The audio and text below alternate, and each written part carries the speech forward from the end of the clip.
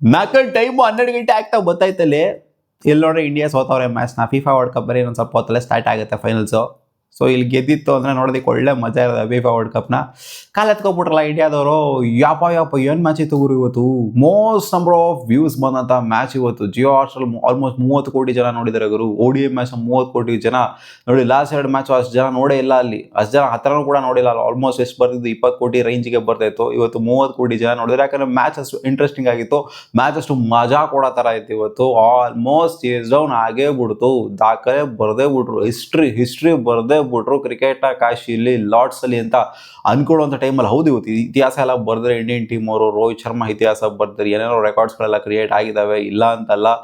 But ಆದ್ರೂ ಗೆದ್ದಿತ್ತು ಅಂದರೆ ಹಿಸ್ಟ್ರಿ ಗುರು. ಅಚ್ಚೊಡ್ದಂಗೆ ಆಗ್ಬಿಡೋದು. Highest ever chase on Lord's, ನೆಲದಲ್ಲಿ ಕ್ರಿಕೆಟ್ನ ಕಾಶಿಲಿ ಈ ಥರ ಏನಾರು ಆಗೋಗ್ಬಿಟ್ಟಿತ್ತು ಅಂದರೆ ಇಂಡಿಯಾದವರು ಹೈಯೆಸ್ಟ್ ಚೇಸ್ ಮಾಡಿದ್ದಾರೆ ಅಂತಂದರೆ ಆಬ್ವಿಯಸ್ಲಿ ಇವತ್ತು ಹೈಯೆಸ್ಟ್ ಸ್ಕೋರ್ ಕೂಡ ರೆಕಾರ್ಡ್ ಆಗಿದೆ. ಲಾರ್ಡ್ಸಲ್ಲಿ ಇಷ್ಟು ಸ್ಕೋರ್ ಹೊಡೆದೇ ಇರಲಿಲ್ಲ ಇಂಗ್ಲೆಂಡ್ ಅವರು.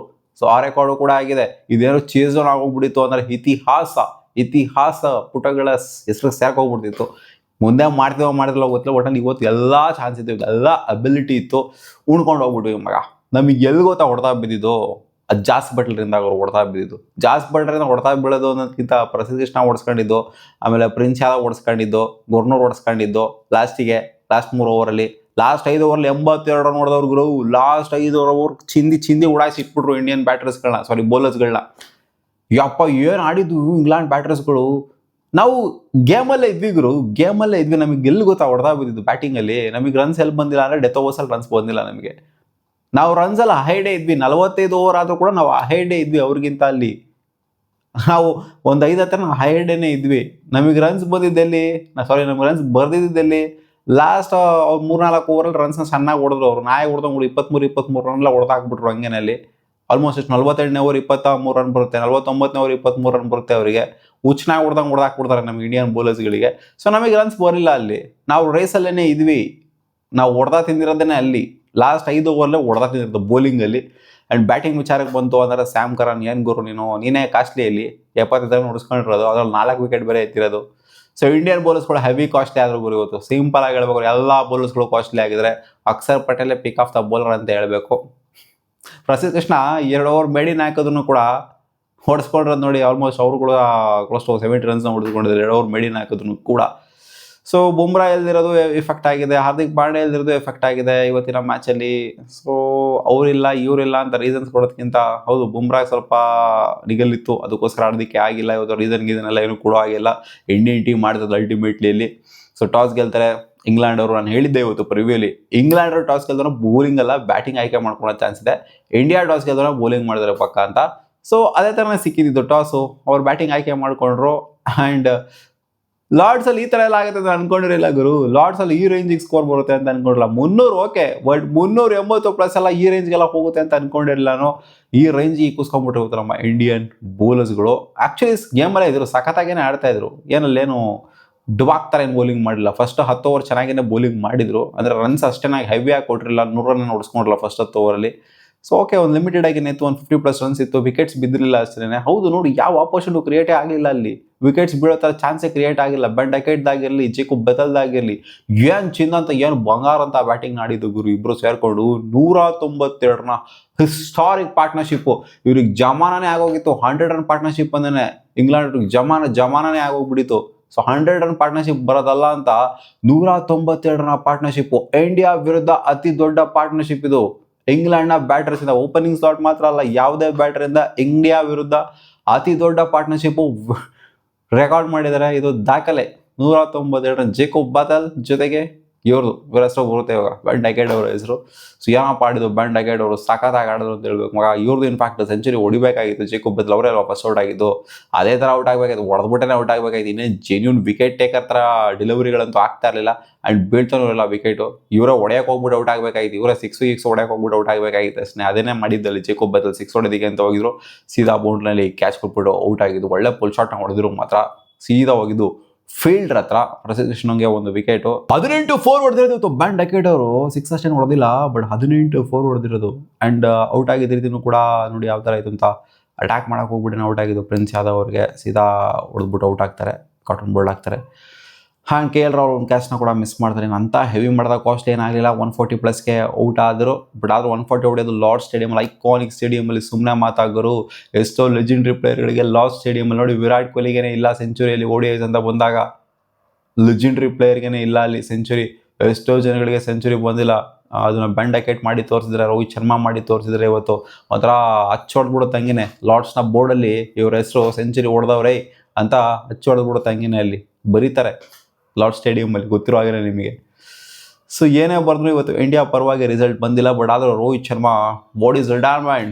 ಏನು ಗುರು ರಿಟೈರ್ಮೆಂಟು, ಏನ್ರಿ ರಿಟೈರ್ಮೆಂಟ್ ನಿಮ್ಮದು? ನಾನು ಅನ್ಕೊಂಡಿದ್ದಾಗಿರೋ ರೋಹಿತ್ ಶರ್ಮಾ ಬೇಡ ಸೆಂಚುರಿ ಬರಬೇಕು, ಅವಾಗ ಏನು ರಿಟೈರ್ಮೆಂಟ್ ಅದು ಇದು ಅಂತೆಲ್ಲ ಬರ್ತಿದ್ರಲ್ಲ, ಆರ್ಟಿಕಲ್ಸ್ಗಳು ಪಬ್ಲಿಷ್ ಮಾಡಿದ್ರಲ್ಲ, ಅವರೆಲ್ಲ ಏನು ಹೇಳ್ತಾರೆ ಅಂತ ನಾನು ವೆಯ್ಟ್ ಮಾಡ್ತಾ ಇದ್ದೆ. ಏನು ರಿಟೈರ್ಮೆಂಟು, ಹೊಡೆದವ್ರಲ್ಲ 130 ರನ್ ಪ್ಲಸ್, ಅಲ್ಲಿ ಆಲ್ಮೋಸ್ಟ್ ಬೆಂಡಕೆಟ್ಗೆ ಮ್ಯಾಚ್ ಮಾಡೋಂಥ ಪರ್ಫಾರ್ಮೆನ್ಸ್ನ ಕೊಟ್ಟಿರೋದು Rohit Sharma. Hitman at its best.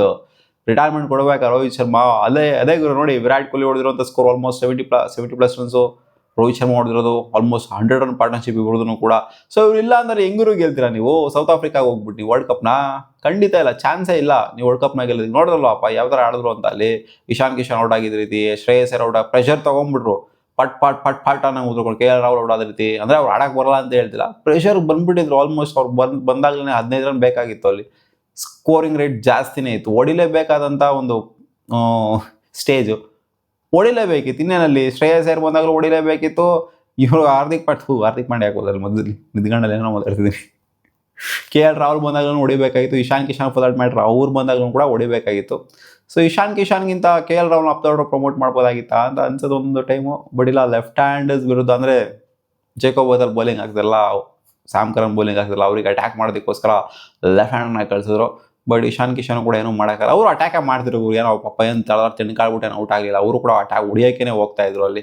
ಯಾಕಂದರೆ ಸ್ಕೋರಿಂಗ್ ರೇಟ್ ಆಸ್ಕಿಂಗ್ ರೇಟ್ ಜಾಸ್ತಿ ಇತ್ತು, ಹೊಡಿಲೇಬೇಕಾಗಿತ್ತು. ಸಿಂಪಲ್ಲು ಹೊಡಿಯೋಕ್ಕೆ ಹೋದ್ರು, ಔಟ್ ಆದ್ರೆ ಅಷ್ಟೇ.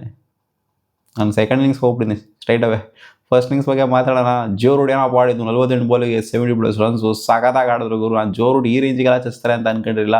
ಸಾಕಾದಾಗ ಚಚ್ಚರು. ಬಟ್ ಡಿಫ್ರೆನ್ಸ್ ಮಾಡಿದ್ದು ಎಲ್ಲಿ ಅಂದರೆ ಹಾರಿ ಬ್ರೂಕ್ ಎಲ್ಲ ಡಿಫ್ರೆನ್ಸ್ ಮಾಡಿದ್ದು, ಅಲ್ಲಿ ಜಾಸ್ ಬಟಾರ್ ಒಬ್ಬರು ಡಿಫ್ರೆನ್ಸ್ ಮಾಡಿದ್ದು. ಇವತ್ತು ಬಿದ್ದಿರೋ ವಿಕೆಟಲ್ಲಿ ನೋಡಿ, ಇಂಡಿಯನ್ ಪೇಸರ್ಗಳಿಗೇ 3 ವಿಕೆಟ್ ಬಿದ್ದಿರೋದು. ಏನದೇನು ಬಿಗ್ ಡೀಲಾ? 3 ವಿಕೆಟ್ ತೆಗೆದಿದ್ದಾರೆ. 50 ಓವರ್ ಬೌಲಿಂಗ್ ಮಾಡ್ಬಿಟ್ಟು 3 ವಿಕೆಟ್ನ ತೆಗೆದಿದ್ದಾರೆ. ಅಲ್ಲಿ ಮಿಡ್ಲ್ ಓವರ್ಸಲ್ಲಿ 800+ ಹೊಡಿತಾರೆ. ಅಂದರೆ ಓವರ್ ನಂಬರ್ 10 ಹಿಡ್ಕೊಂಡು ಓವರ್ ನಂಬರ್ 40ವರೆಗೂ 800+ ಹೊಡಿತಾರೆ. ಒಂದೇ ವಿಕೆಟ್ನ ಕಳ್ಕೊಳ್ತಾರೆ ಇಂಗ್ಲೆಂಡರು. ಆಲ್ಮೋಸ್ಟ್ ಎಷ್ಟೋ ಗುರು, 40 ಓವರ್ ಆಗೋವರೆಗೂ ಕೂಡ ಇವತ್ತು ಒಂದೇ ವಿಕೆಟೇನೇ ಇದ್ದಿದ್ದು ಅಲ್ಲಿ. ಒಂದೇ ವಿಕೆಟ್ನೇ ಕಳ್ಕೊಂಡಿದ್ದು. ಅದೇ ಜೇಕೋಬ್ ಬದಲ್ ಅವರ ವಿಕೆಟು. ಬೆಂಡಕೆಟ್ರು ಅಲ್ಲಿಂದ ಅಲ್ಲಿವರೆಗೂ ಕೂಡ ಆಡಿದ್ದಾರೆ. 140+ ರನ್ಸು, ಸಾಕಾದ ಪಾರ್ಟ್ನರ್ಶಿಪ್ನ ಬಿಲ್ಡ್ ಮಾಡಿ. ಆಮೇಲೆ ಜೋ ರೂಟ್ ಅವರು ಸಖತ್ತಾಗಿ ಆಡೋರು. ಎಂಡ್ ಮಾಡಿದ್ದು ಮಸ್ತಾಗೆ. ಅದೇ ಲಾಸ್ಟಲ್ಲಿ ಡಿಫ್ರೆನ್ಸ್ ಮಾಡಿದ್ದು Jos Buttler. Last 5 over main difference ಮಾಡಿದೆ ಜಾಸ್ ಬಟ್ಲರ್. 12 ಬಾಲಿಗೆ ಹೊಡೆದಿರೋದು ಗುರು. 12 ಬಾಲಿಗೆ 40+, 41 ರನ್ಸ್ 12 ಬಾಲಿಗೆ. Big difference. 3 6 4 4 ಬರೀ ಬೌಂಡ್ರಿಗಳಲ್ಲೇ ಡೀಲ್ ಮಾಡಾಕ್ಬಿಟ್ರು. ಸೊ ಇದೇ ಬಿಗ್ಗೆಸ್ಟ್ ಡಿಫ್ರೆನ್ಸ್ ಆಗಿರೋದು. ಯಾಕಂದರೆ ಇಂಡಿಯಾ ಸೋತಿರೋದು ಎಷ್ಟು ರನ್ನಿಂದ ಗುರು? ಸೋತಿರೋದು ಜಸ್ಟ್ 27 ರನ್ನಿಂದ. ಸೊ 1 ಓವರು ಸರಿಯಾಗಿ ಚಚ್ಚಿದ್ರು, ಅಲ್ಲಿ 2 ಓವರ್ ಸರಿಯಾಗಿ ಚಚ್ಚಿದ್ರು. 48ನೇ ಓವರ್, 49ನೇ ಓವರು. ಸೊ ಆ 2 ಓವರ್ ಸ್ವಲ್ಪ ರೆಸ್ಟ್ರಿಕ್ಟ್ ಆಗಿತ್ತು. ಅಂದರೆ ಜಾಸ್ ಬಟ್ಲರ್ಗೆ ಅಷ್ಟೊಂದು ಹೊಡಿಯಕ್ಕೆ ಕೊಟ್ಟಿರಲ್ಲ ಅಂತಂದಿದ್ರೆ, ಆ ನೋಬಾಲ್ ಗೀಬಾಲ್ ಎಲ್ಲ ಹಾಕೊಂಡು ಏನೇನೋ ಕಲ್ಗಚ್ಚೆ ಆಗೋಗ್ಬಿಡ್ತು ಅಂತ ಅನ್ಕೊಳ್ಳಿ. ಲಾಸ್ಟಿಗೆ ಹೋಗ್ತಾ ಗುನ್ನೂರು ಬ್ರಾರ್ದು ಅದು ಇದೆಲ್ಲ. ಸೊ ಏನೋ ಹೊಡ್ತಾ ತಿಂದ್ರು ಸರಿಯಾಗಿ ಲಾಸ್ಟಲ್ಲಿ. ಅದೇ ಲಾಸ್ಟ್ 5 ಓವರಲ್ಲಿ 82 ರನ್. T20 ಓಡಿಸ್ಕೊಳಲ್ಲ ಗುರು, ಆ ರೇಂಜಿಗೆ ಓಡಿಸ್ಕೊಂಡ್ಬಿಡಿವಿ ನಾವು. ಅದೇ ಮೇಯ್ನು ಹೊಡ್ತಾ ಬಿದ್ದಿದ್ದು. ಸೊ ಚೇಸ್ ಅಂತ ಬರ್ತೀವಿ, ಕಾನ್ಫಿಡೆನ್ಸ್ ಅಷ್ಟೇನಾಗಿರಲಿಲ್ಲ. ಯಾಕೆಂದರೆ ಲಾರ್ಡ್ ಸ್ಟೇಡಿಯಮೇ ಆಗಿರಲಿ, ಅದು ಯಾವುದೇ ಸ್ಟೇಡಿಯಮ್ ಆಗಿರಲಿ, ಇದರ 380+ನ ಚೇಸ್ ಮಾಡಬೇಕು ಅಂದರೆ ಸುಮ್ಮನೆ ಮಾತು ಇರೋದಿಲ್ಲ. ಚೇಸ್ ಆಗಲ್ಲ ಅಂತಲ್ಲ, ಬಟ್ ಸುಮ್ಮನೆ ಮಾತಿರೋದಿಲ್ಲ ಅಂತ ಮುಂಚೆನೇ ಗೊತ್ತಿದ್ದು ನಮಗೆ. ಬಟ್ ಹತ್ರ ಬಂದ್ವಲ್ಲ, ಅದೇ ಖುಷಿ ನನ್ನ ಪ್ರಕಾರ. ವರ್ಸ್ಟಾಗಿ ಸೋಲ್ತಾರೆ ಅಂತ ಅನ್ಕೊಂಡಿದ್ದು ನಾನು. ಬಟ್ ಹತ್ರಕ್ಕಾದ್ರೂ ಬಂದ್ವಲ್ಲ, ಒಂದು ಕಾನ್ಫಿಡೆನ್ಸ್ ಹಾಕೋದ್ರಲ್ಲ, ಇಲ್ಲ ಇಂಡಿಯನ್ ಟೀಮು ಅಂಡರ್ ಎಸ್ಟಿಮೇಟ್ ಮಾಡೋಂಥದ್ದಲ್ಲ, ಹತ್ರಕ್ಕೆ ಬರ್ಬೋದು. ಇಷ್ಟ ದೊಡ್ಡ ಟಾರ್ಗೆಟ್ನ ಕೊಟ್ಟರು ಕೂಡ ಹತ್ರಕ್ಕೆ ಬರ್ಬೋದು ನಾವು ಅಂತ ತೋರಿಸಿದ್ರಲ್ಲ. ಸೊ ಅದಕ್ಕೆ ಮೆಚ್ಕೊತೀನಿ. ಅದೇ ಏನೋ ಡಬ್ಬಾ ಥರ ಆಡಿದ್ರೆ, ವರ್ಷ ನನ್ನ ಮಕ್ಕಳು ಬಿಡೋರು ಡಬ್ಬಾ ಥರ ಆಡಿದ್ರು ಅಂತ ಹೇಳ್ತಿದ್ದೆ. ಬಟ್ ಇಲ್ಲ, ಇವತ್ತು ಬ್ಯಾಟಿಂಗ್ ಚೆನ್ನಾಗಿ ಆಡಿದ್ರು ಇಂಡಿಯನ್ ಟೀಮು, ಒಪ್ಕೊಳ್ಳೇಬೇಕು ಅದನ್ನು. ಬೌಲಿಂಗ್ ಉಳಿಸ್ಕೊಂಡಿರ್ಬೋದು, ನಾವು ವಿಕೆಟ್ಸ್ ಎತ್ತದೇ ಇರ್ಬೋದು, ಡಮ್ಮಿ ಅಂತ ಹೇಳ್ಬೋದು. ಬೌಲಿಂಗ್ ಡಮ್ಮಿ ಆಯಿತು ಅಂತಲೇ ಅನ್ಕೊಳ್ಳೋದನ್ನು ಡಮ್ಮಿ ಆಯಿತು ಅಂತಲೇ ಪಕ್ಕ ಅದು. ಯಾಕೆಂದರೆ ವಿಕೆಟ್ಸೇ ಬಿದ್ದಿಲ್ಲ. ಆಗೋ 40 ಓವರ್ಗೆ 1 ವಿಕೆಟ್ ಅಂತ ಅಂದರೆ ಅಲ್ಲಿ ವಿಕೆಟ್ಸ್ ಎತ್ತಬೇಕಲ್ಲಿ. ODIಸಲ್ಲಿ ವಿಕೆಟ್ಸ್ ಎತ್ತಬೇಕು ಮೇಯ್ನಾಗಿ. ODIs ಆಗಿರಲಿ T20s ಆಗಿರಲಿ, ವಿಕೆಟ್ ಎದ್ದರಲ್ಲಿ ಆಟ ಇಲ್ಲ ಅಂತಂದರೆ ಊಟ. ಗೊತ್ತಾಯ್ತಲ್ಲ ಇವತ್ತು ಏನಾಯಿತು ಅಂತ ಅಲ್ಲಿ. ಸೊ ಇವರು ಸಖತ್ತಾಗಿ ಆಡೋರು ಗುರು ನಮ್ಮ ಇಂಡಿಯನ್ ಬ್ಯಾಟರ್ಸ್ ಕೂಡ. 190+, 192 ಅವ್ರ ಪಾರ್ಟ್ನರ್ಶಿಪ್ ಬಿಲ್ಡ್ ಮಾಡಿದ್ರೆ, 147 ಶುಭ್ಮನ್ ಗಿಲ್ ಜೊತೆಗೆ ರೋಹಿತ್ ಶರ್ಮಾ ಪಾರ್ಟ್ನರ್ಶಿಪ್ನ ಬಿಲ್ಡ್ ಮಾಡಿದ್ದು. ಸಾಕತ್ತು ಓಪನಿಂಗ್ ಪಾರ್ಟ್ನರ್ಶಿಪ್ಪು. ಇಬ್ಬರು ಕೂಡ ಸಿಗಾಪಡೆ ಕನ್ವಿನ್ಸಿಂಗ್ ಆಗಿ ಕಾಣಿಸ್ತಾ ಇದ್ರು. ಅದೇ ಸ್ವಲ್ಪ ಸ್ಲೋ ಆಗಿ ಆಡಿದ್ರು ಅಂತ ಅಂದ್ಕೊಳ್ಳಿ ಶುಭ್ಮನ್ ಗಿಲ್ ಅವರು. 70+ ರನ್ನ ಹೊಡೆದ್ಬಿಟ್ಟು ಅವರು ಕೂಡ ವಿಕೆಟ್ನ ಒಪ್ಪಿಸ್ತಾರೆ. ಇಬ್ಬರು ವಿಕೆಟ್ ಬಿದ್ದರೂ ಕೂಡ ಸ್ಪಿನ್ನರ್ಗೆ ಕುತ್ಕೊಂಡು ಹೊಡೆಯಕ್ಕೆ ಹೋಗ್ಬಿಟ್ಟು ಔಟ್ ಆಗಿದ್ದು ನೋಡಿ. Similar kind of dismissal. Shubman Gill LBW ಆಯಿತು ಅಂದರೆ ರೋಹಿತ್ ಶರ್ಮಾ ಬೋಲ್ಡ್ ಆಗಿದ್ದು. Similar kind of dismissal. ಕುತ್ಕೊಂಡು ರೈಟ್ ಸೈಡ್ಗೆ ಹೊಡಿಯೋದಕ್ಕೆ ಹೋಗಿ, ಲೆಗ್ ಸೈಡ್ಗೆ ಹೊಡಿಯೋದಕ್ಕೆ ಹೋಗಿ, ಅದು ಆಲ್ಮೋಸ್ಟ್ ಒಂಥರ ಸ್ವೀಪ್ನ ಹೊಡಿಯೋದಕ್ಕೆ ಹೋಗ್ಬಿಟ್ಟು ಔಟ್ ಆಗಿರೋದು ಇಬ್ರು ಕೂಡ. So similar dismissal. Jacob Bethell 1 wicket ಆಯಿತು ಅಂದರೆ ಆದಿಲ್ ರಶೀದ್ 1 ವಿಕೆಟ್. ಇಬ್ಬರು ಓಪನರ್ಸ್ ಕೂಡ ಸ್ಪಿನ್ನರ್ಸ್ಗೆ ಔಟ್ ಆಗಿರೋದು. ಆ ಕಡೆ ಪೇಸರ್ಸ್ಗೆ ಔಟ್ ಆಯಿತು ಅಂದರೆ ಇಲ್ಲಿ ಸ್ಪಿನ್ನರ್ಸ್ಗೆ ಔಟ್ ಆಗಿದ್ದು. ಇಶಾನ್ ಕಿಶಾನ್ ಬರ್ತಾರೆ, ಅಪ್ದೋಡ್ ಪ್ರಮೋಟ್ ಮಾಡ್ತಾರೆ ಅಂತ. ಸೊ ಅವರು ಅದೇ ಸ್ಲೋ ಓವರ್ 1ಗೆ ಔಟ್ ಆಗಿದ್ದು. ಡಿಸೀವ್ ಮಾಡಾಕ್ಬಿಡ್ತಾರೆ ಗುರು. ವಿರಾಟ್ ಕೊಹ್ಲಿನಾಗಿರಲಿ, ಸ್ಯಾಮ್ ಕರನ್ ಆಗಿರಲಿ, ಶ್ರೇಯಸ್ ಅಯ್ಯರ್ನಾಗಿರಲಿ, 3 ಜನನು ಕೂಡ 3 ಕ್ರೂಷಿಯಲ್ ವಿಕೆಟ್ಸು. ಅಲ್ಲಿ 3 ಲೈನಿಗೆ ಬಿದ್ದುಬಿಡ್ತಾವೆ ವಿಕೆಟ್ಸು ನೋಡಿ. ಅಲ್ಲಿ ಆಲ್ಮೋಸ್ಟ್ 147 ರನ್ ಪಾರ್ಟ್ನರ್ಶಿಪ್ ಬಿಲ್ಡ್ ಆಗಿದ್ದು. ಅಲ್ಲಿಂದ ಆಚೆಗೆ ರೋಹಿತ್ ಶರ್ಮಾ ಅವ್ರ ಜೊತೆಗೆ ವಿರಾಟ್ ಕೊಹ್ಲಿದು ಆಲ್ಮೋಸ್ಟ್ 100 ರನ್ ಪಾರ್ಟ್ನರ್ಶಿಪ್ ಬರುತ್ತೆ. 100 ರನ್ ಬಂದೇ ಬರುತ್ತೆ, 100ಗಿಂತ ಜಾಸ್ತಿನೇ ಬರುತ್ತೆ ಇನ್ಫ್ಯಾಕ್ಟು. ಸೊ ಆಲ್ಮೋಸ್ಟ್ ಎಷ್ಟು 260ವರೆಗೂ ಕೂಡ ಸೆಕೆಂಡ್ ವಿಕೆಟ್ ಅಂತ ಅನ್ಕೊಂತೀನಿ. 260 ಬಿದ್ದು ಸೆಕೆಂಡ್ ವಿಕೆಟು. ಸೊ ಅಲ್ಲಿಂದ ಆಚೆಗೆ ಆಗಿದ್ದೆಲ್ಲ ಕೊಲ್ಯಾಪ್ಸು. ರೋಹಿತ್ ಶರ್ಮಾ ಅವರ ವಿಕೆಟ್ ಬೀಳ್ತಾ ಇದ್ದಂಗೆ, ಜೇಕೋ ಬೆತಲ್ ವಿಕೆಟ್ನ ಎತ್ತುತ್ತಾ ಇದ್ದಂಗೆ ಆಗಿದ್ದೆಲ್ಲ ಕೊಲ್ಯಾಪ್ಸು. ಬರಲೇ ಇಲ್ಲ ಅಲ್ಲಿ. ಶ್ರೇಯಸ್ ಅಯ್ಯರ್ ಬರ್ತಾರೆ, ಔಟ್ ಆಗ್ತಾರೆ, ಡಿಸೀವ್ ಆಗ್ತಾರೆ. ಇಶಾನ್ ಕಿಶಾನು ಡಿಸೀವ್ ಆಗ್ಬಿಟ್ಟು ಔಟ್ ಆಗ್ತಾರೆ. ಅಂದರೆ ಪೇಸ್ ಕೊಡಲಿಲ್ಲ. ಆಲ್ಮೋಸ್ಟ್ 80 km/h ಬೌಲಿಂಗ್ ಮಾಡಿದ್ದು. ಗೊತ್ತಾದರೂ ಹೊಡೆಯೋಕ್ಕಾಗಲ್ಲ. ಆ ಥರ ಗೊತ್ತಾಗ್ತೈತಲ್ಲಿ ಸ್ಲೋ ಆಗ್ತಾವ್ರೆ ಅಂತ ಬಾಲು. ಸ್ಯಾಮ್ ಕರನು ಯಾರು ಹೊಡೆಯೋಕ್ಕಾಯ್ತಾ ಇಲ್ಲ, ಆ ಥರ ಬೌಲಿಂಗ್ ಮಾಡಿದ್ದು. ಬಿಗ್ ಬೌಂಡ್ರೀಸ್ ಜೊತೆಗೆ ಗೊತ್ತಾದರೂ ಹೊಡೆಯೋಕ್ಕಾಗ್ತಿಲ್ಲ, ಏನೂ ಮಾಡೋಕ್ಕಾಯ್ತಿಲ್ಲ ಅಲ್ಲಿ. ಸ್ಯಾಮ್ ಕರನು ಏನು ಬರೀ ಪೇಸೇ ಆಗ್ತಾವ್ರೆ ಅಂತಲ್ಲ, ಅವ್ರು ಸ್ಲೋ ಓವರ್ 1 ಹಾಕಿದ್ರು ಗೊತ್ತಾಗ್ತಾ ಇದೆ. ಆದರೂ ಡಿಸೀವ್ ಆಗೋಗ್ಬಿಟ್ರು ಇಂಡಿಯನ್ ಬ್ಯಾಟರ್ಸ್ಗಳು. ವಿರಾಟ್ ಕೊಹ್ಲಿ ಕೂಡ ಹಂಗೆ ಆಗೋಗ್ಬಿಟ್ರು. ಬಟ್ ಚೆನ್ನಾಗಿ ಆಡೋರು ವಿರಾಟ್ ಕೊಹ್ಲಿ. ಅವ್ರಿರೋರ್ಗೂ ಕೂಡ ಕಾನ್ಫಿಡೆನ್ಸ್ ಅನ್ನೋದು ಇತ್ತು. ನಮಗೆ ಇಲ್ಲ, ಕೊಹ್ಲಿ ಇರೋವ್ರಿಗೂ ಮ್ಯಾಚ್ ನಮ್ಮ ಕೈಲಿರುತ್ತೆ. ಚೇಸ್ ಕಿಂಗ್ ಇರೋವ್ರಿಗೂ ಕೊಹ್ಲಿ ಗೊತ್ತಲ್ಲ, ಲಾಸ್ಟ್ವರೆಗೂ ಇದ್ರು ಅಂದರೆ ಖಂಡಿತ ಮ್ಯಾಚ್ ಮುಗಿಸ್ತಾರೆ. ಸುಮ್ಮನೆ ಹೋಗುವಂಥ ಸೀನೇ ಇಲ್ಲ ಅಂತ. ಸುಮ್ಮನೆ ಅಲ್ಲಿ ಲಾಸ್ಟ್ವರೆಗೂ ಟುಕು ಆಡ್ಕೊಂಡು ನಿಧಾನಕ್ಕೆ ಬಚಾಯಿಸ್ಕೊಂಡು ಹೋಗ್ಬಿಡೋಣ ಅನ್ನೋ ಥರ ಎಲ್ಲ ಸೀನೇ ಇಲ್ಲ. ಲಾಸ್ಟ್ವರೆಗೂ ಇದ್ರು ಅಂದ್ರೆ ಪಕ್ಕಾ ಮ್ಯಾಚ್ ಮುಗಿಯುತ್ತೆ ಅಂತ.